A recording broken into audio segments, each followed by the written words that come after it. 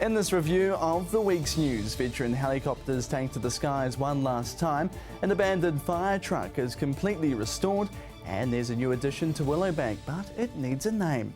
This is CTV News Week in Review. I'm Jared McCulloch.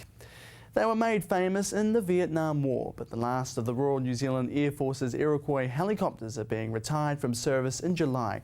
And this week they were farewelled by those who remember them well. Marcus Gibbs reports.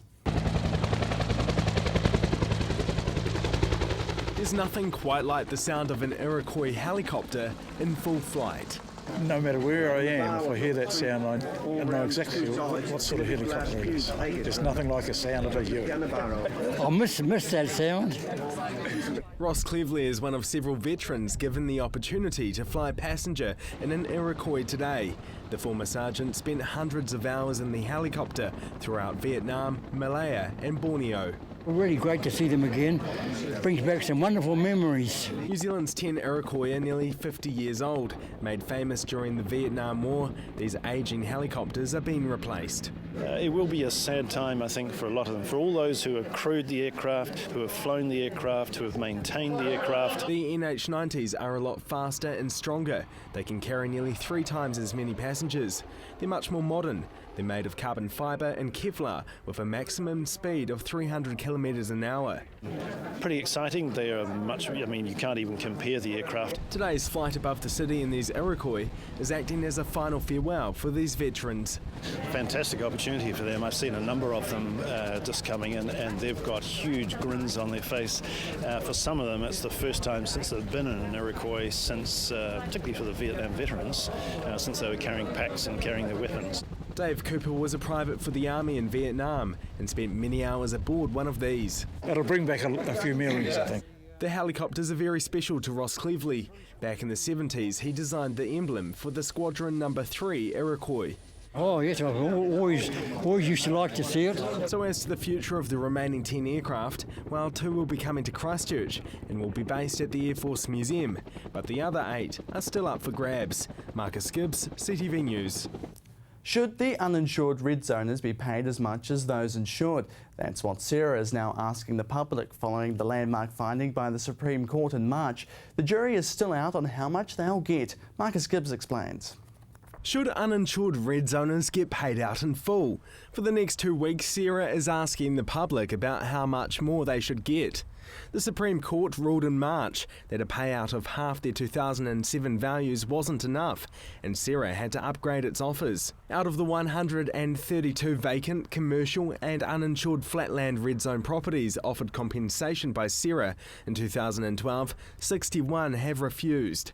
The Quake Outcast group, which successfully brought the Supreme Court precedent to bear, said that it wanted proper compensation. The court found insurance status alone wasn't an acceptable benchmark for the Crown's offer of 50% compensation.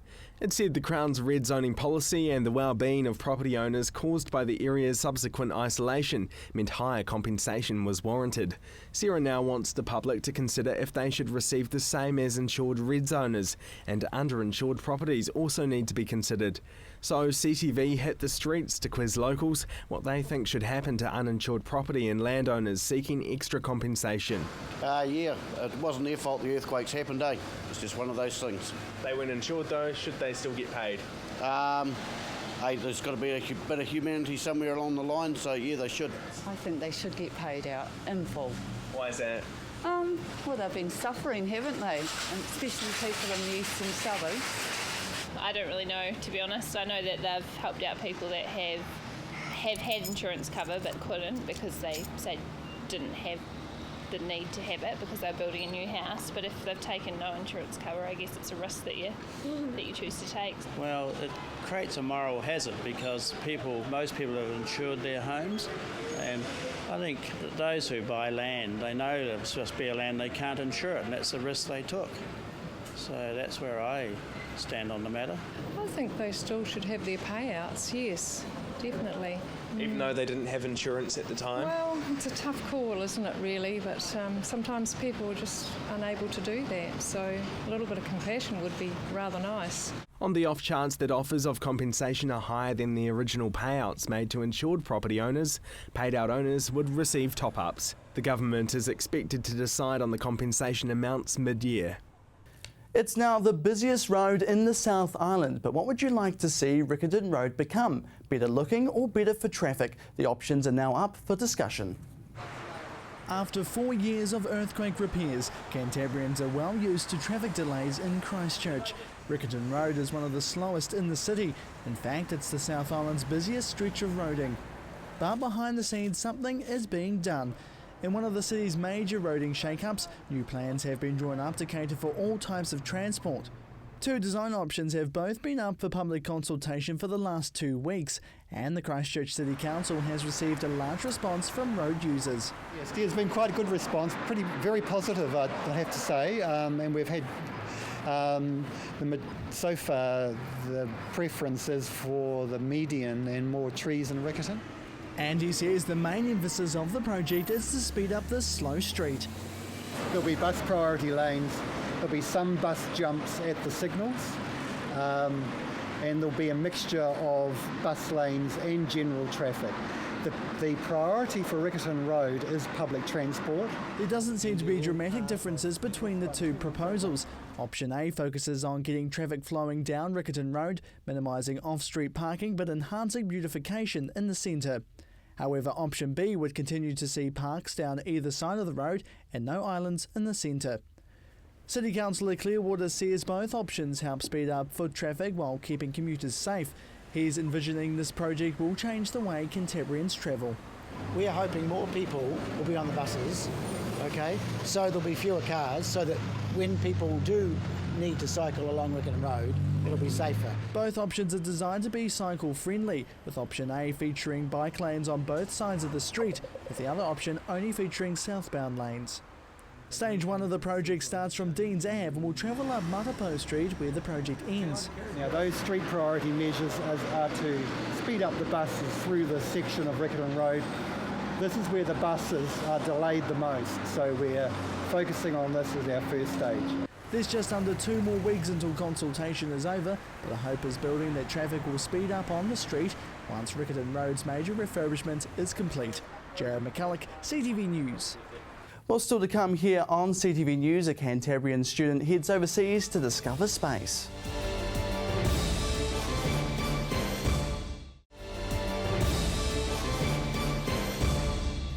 Welcome back. There's a lot of things you could do over a weekend. You could mow the lawns or head away on a short holiday. But for hundreds of up-and-coming Canterburyan filmmakers, they were celebrating the success of the 48-hour Film Festival Challenge. Well, most of them. The mad rush to the finish line. Massive crowds at this Christchurch bar, a sign of success. Nearly 100 Canterbury teams took up this year's challenge to create a short 7-minute film in just 48 hours.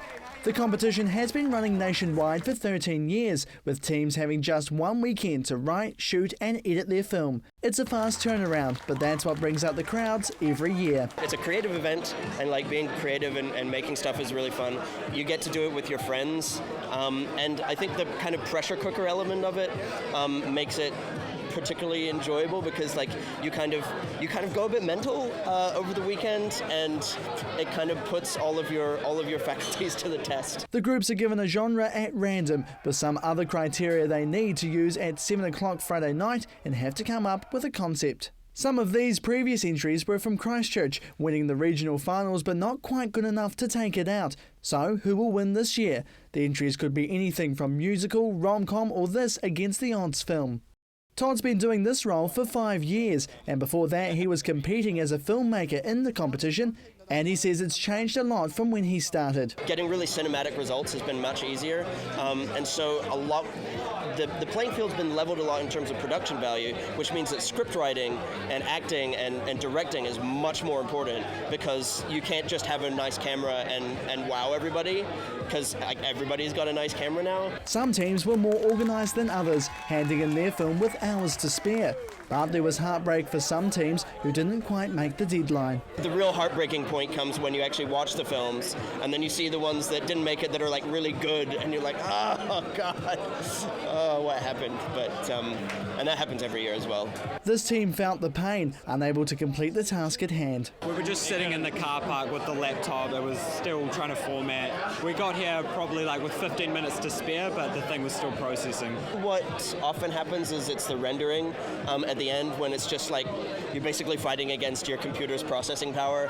And like we had a couple people with laptops out in the car park who were just like sort of screaming at their laptops to go faster. Although their entry was disqualified from judging, the boys were happy that their film would be played at the screening. It may be the finish line for the teams involved, but not for Todd. He'll spend another 11.5 hours watching every single movie. Well, I'm going to go home tonight and I'm going to start watching films, basically. And then over the next couple of days, I'll watch 100 short films. So, what brings him back to this every year? I just love seeing everybody kind of clustered together and just like really excited that they made a film. So Tom will be getting the popcorn ready while others celebrate, with the screening of the films taking place later on in the week. And it's time for some sleep too. Jared McCulloch, CTV News.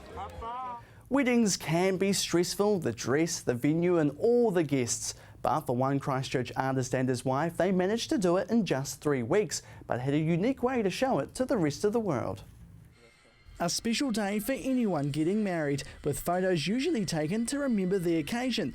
But not for this young couple. They turned their traditional wedding footage into a music video for one of Thomas Coffey's own recordings. He's been creating music since his late teens, with his song Rain on This Wedding being released around 6 months ago. But it never had a music video to accompany it. I talked to a friend who ran a TV production company, and he said, it's crazy enough, let's do it. It started off as an idea in his head, wanting to make a video with actors at a wedding venue, but it turned into something a bit more real, with them both being the stars of the show. We had plans to do it in the past, but we didn't have the money to do it, and we had other people starring as the bride and groom.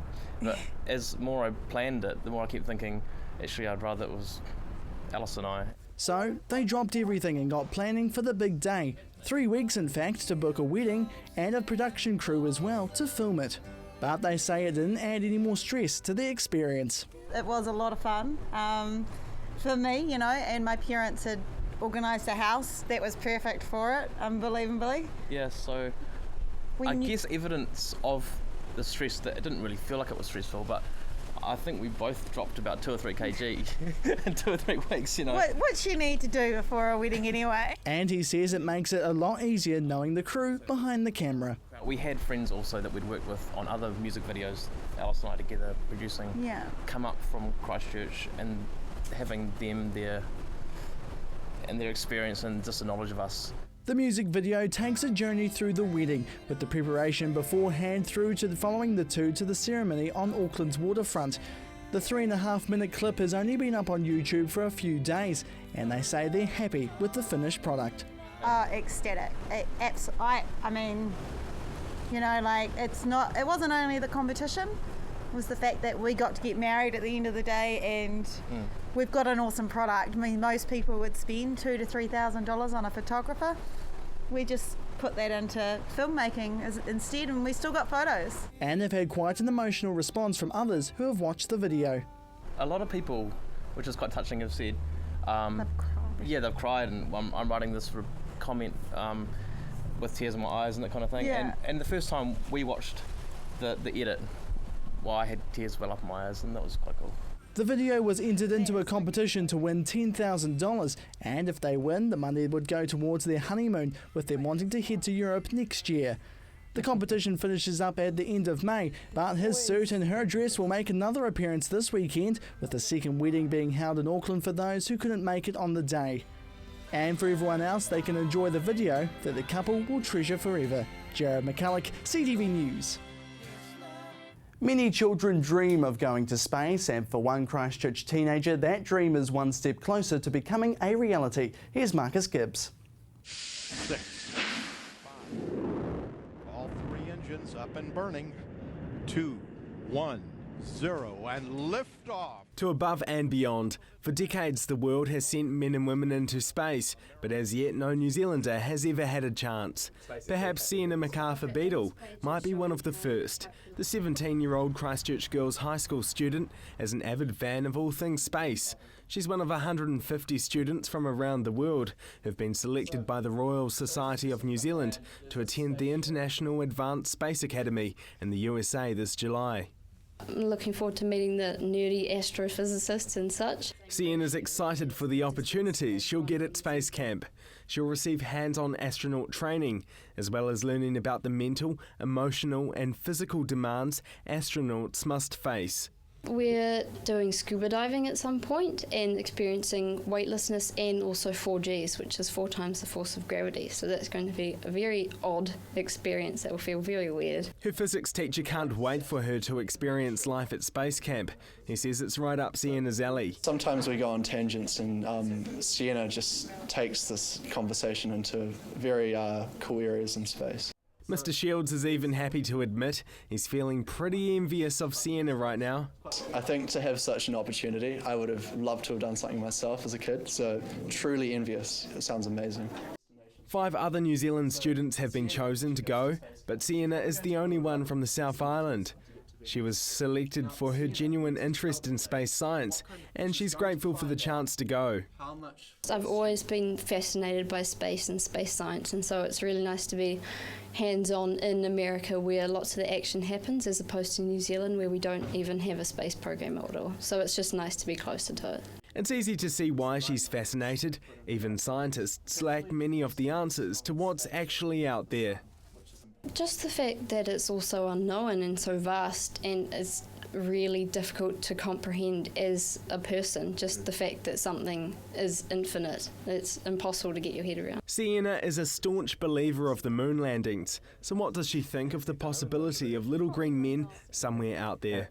Yes, there are definitely other life forms out there somewhere. Just because we haven't found them doesn't mean that we're not here. Without a national space program in New Zealand, Sienna says it would be a challenge to become an astronaut, but she does have plans to study a science degree and would one day love the opportunity to travel to space. Marcus Gibbs, CTV News. Still to come, a historic fire engine hits the road once again.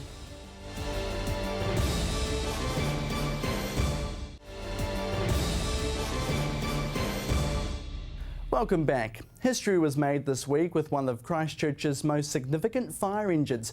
It was the first on the scene of the Ballantyne's fire back in 1947. Found abandoned in a paddock, it's since been painstakingly restored. Marcus Gibbs went on its first road ride in decades. There's nothing quite like the sound of this classic fire engine in full roar. This 1945 Ford V8, still ticking over 70 years on. I'm a petrol head from Hells, and to hear the old flathead Mercury start up is just listen to that motor. It's been meticulously restored since it was found rusting in a paddock 24 years ago. This is probably the most important project we've ever undertaken. It carries historical significance. It was the first fire engine to arrive at the Ballantyne's fire in 1947. We have 2 other appliances that attended the same fire, but being the first one has just been a little bit special. That fire still remains the worst in New Zealand's history. 41 people were killed.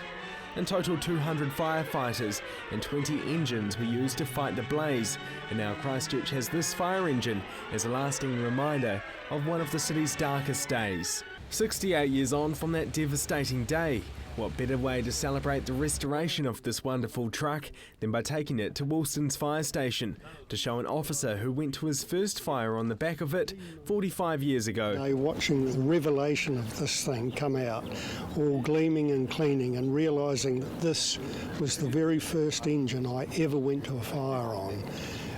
It didn't bring a tear to the eye because we're hard men here, but it felt good.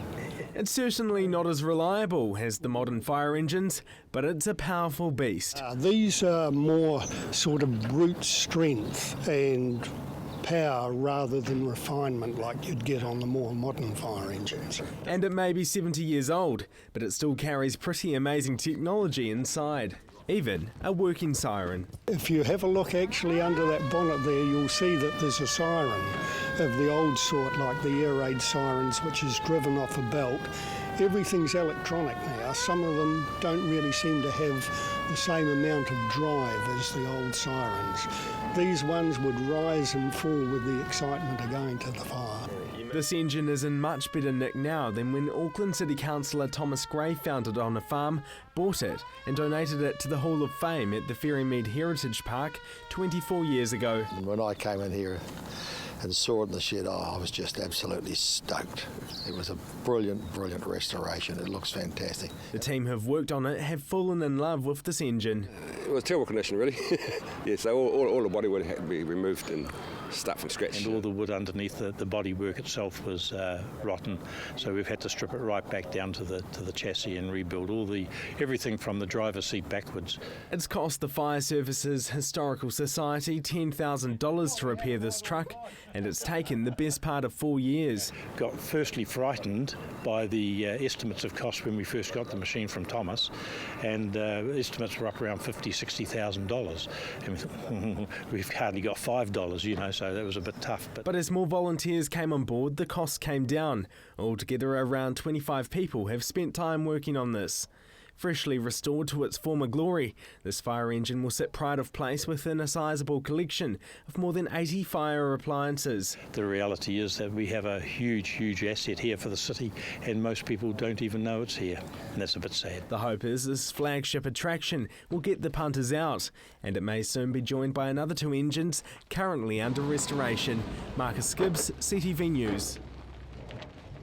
A furry creature at Willowbank Wildlife Reserve needs a name. The park is wanting suggestions from the public for their latest member, a baby monkey. Being looked after by his mum, this wee capuchin monkey is only a few days old, living here at Willowbank Wildlife Reserve. But there's just one problem. It doesn't have a name and the animal keepers don't know its sex either. The monkey weighs just over 200 grams. That's the equivalent of a cup of rice. And the animal keeper says it's taking some time for the baby to get used to its new environment. We like mum to be able to bond with baby for a few weeks. We will have to do a health check in probably a couple of months. When we do that, we'll check baby over, check mum over, make sure both are all okay. Obviously, then we'll be able to check sex. Capuchin monkeys are considered one of the most intelligent in the ape family and can live up to 25 years. And Chapman says the 13th addition to the family, alongside 4 females and 7 males, is doing well. It's a very healthy looking baby, full set of hair, all its appendages, everything normal. Mum was feeding it straight away. Both look happy, healthy, really, really cool. They usually lie on their mother's back for some time, being looked after by her for up to a year before they start mixing in with the others. And he says they're interesting creatures, making them one of the popular attractions at the wildlife park. There's just something about them. They have really cool personalities. They're always doing something. They have a really cool interactive enclosure. They're always moving. They get lots of feeds through the day, which keeps them going. They're always searching for food, playing. There's a lot of play that goes on. But they're not all cute and cuddly. They can be quite dangerous too. They can be quite aggressive.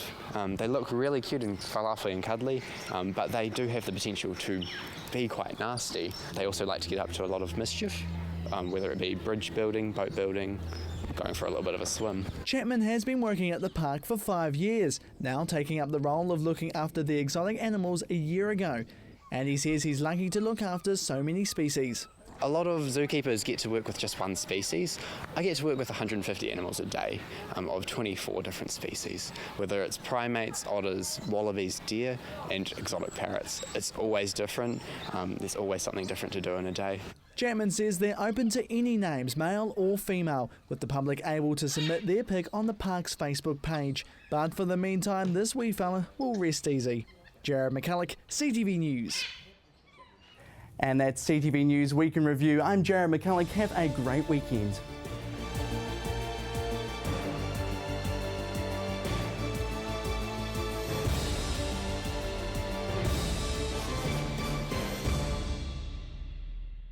Supporting local content so you can see more of New Zealand on air.